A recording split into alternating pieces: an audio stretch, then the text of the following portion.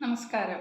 തണുപ്പുകാലം അല്ലെ മഴക്കാലം മുതിർന്നവർക്ക് ഉണ്ടാവുന്നതിനേക്കാൾ പ്രശ്നങ്ങൾ കുട്ടികളിലാണ് ഉണ്ടാക്കുന്നത്. നമുക്കറിയാം, ജലദോഷം, പനി, ചുമ, തൊണ്ടവേദന, ശ്വസന സംബന്ധമായ പ്രശ്നങ്ങളൊക്കെ ഇവയിൽ ചിലതാണ്.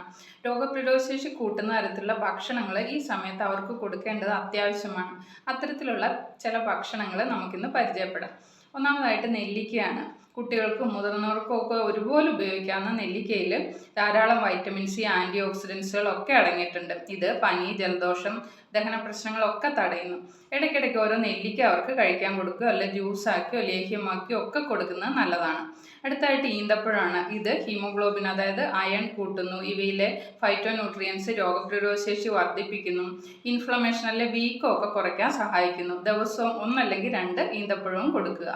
നമുക്കറിയാം, വൈറ്റമിൻ സി രോഗപ്രതിരോധശേഷി വർദ്ധിക്കുമെന്ന്.